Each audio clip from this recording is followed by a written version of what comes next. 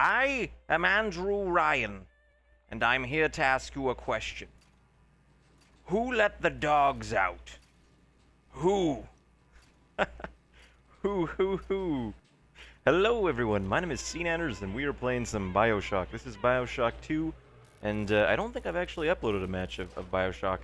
And I'm going to be perfectly honest. I think that Bioshock, similar to Bad Company 2, is not too entertaining to watch. So what I'm going to do is basically just split up this 16 or 17-minute gameplay into, I think I whittled it down to a little under 7 minutes, because I want to talk about Bioshock Infinite, and I want to have something, Bioshock-ish. And I am sure you guys have probably seen the trailers all over various sites online, and it's kind of, I mean, to me personally, it was a very big surprise. I was like, wait a second. I was like, Bioshock is now in space, and there's some big daddy, and he has like a heart in his chest, and you're flying through the air with the greatest of ease. And I couldn't help myself, I'm sorry. But yeah, so it's like a whole different, I guess, like stylistically, it's still Bioshock-ish, and it's interesting because titles like Halo, Bioshock, they still maintain this very unique sense of atmosphere. And I don't think it really matters. I mean, if the game's set in a pineapple under the sea, or if it's set in space, I think the game ultimately is going to do well regardless, because it is Bioshock, it is a huge title, and I don't think it's actually fair to judge the game quite so soon, because it is just a cinematic trailer. There's no gameplay, we don't know a whole lot of what's going on, we're piecing together clues here and there. But for the most part, I mean, my first impression is yes. Yes, says the man. I'm gonna be very upset if Andrew Ryan is not in the new game for whatever reason, because I love Andrew Ryan and he makes me happy. But yeah, I think as of right now with the trailer, it seems that stylistically, how things are going to be in the new game is probably going to be the biggest issue right now.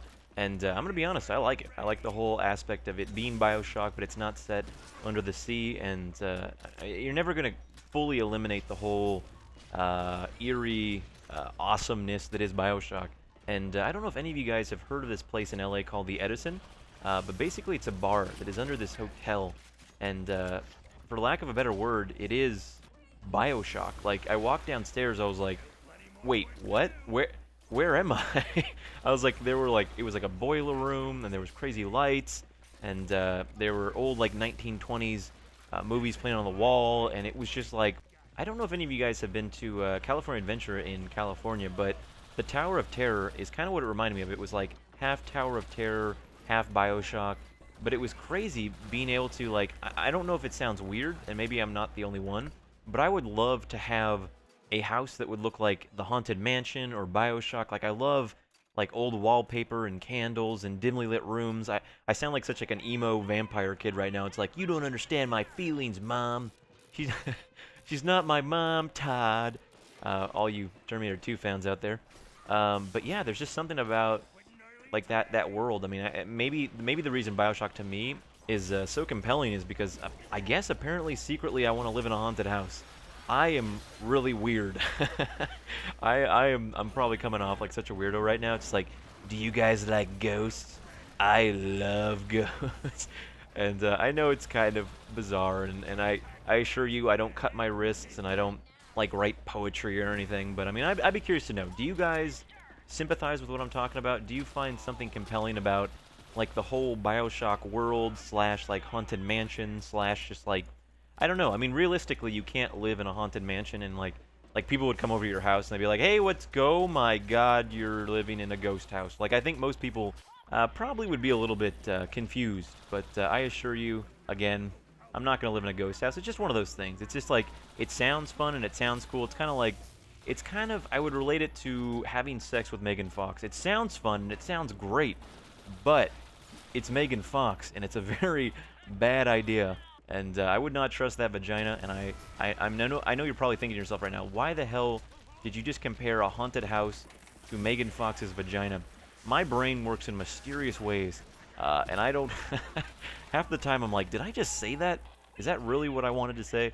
But a lot of these commentaries, I try not to hold back, and as you probably know from if you're familiar with my content, I ramble quite a bit, and I think that what may start off as a discussion about Bioshock Infinite can quickly get out of control, and who knows, I may start talking about Oprah. It definitely happens that way.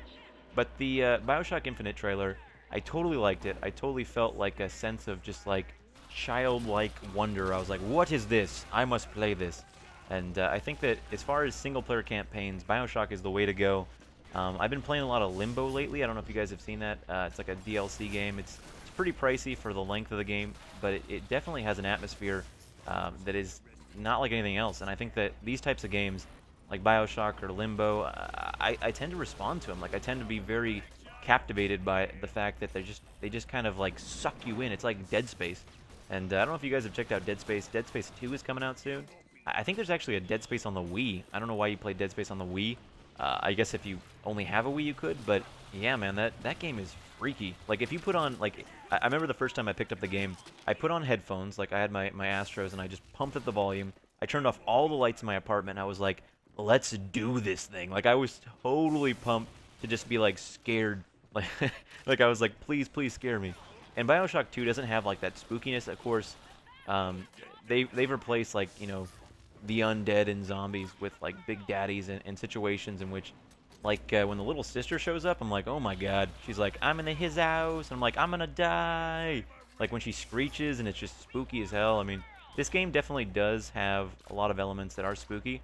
And maybe I'm just somebody who likes scary games and scary movies. Call me crazy. Other than that, guys, I want to say thank you for watching. Thank you for listening to me ramble on about Megan Fox and Bioshock. And please, do not be a stranger. Feel free to share your thoughts about anything I've said, whether it be Megan Fox's vagina or Bioshock. Other than that, guys, thanks for watching, and I will see you later.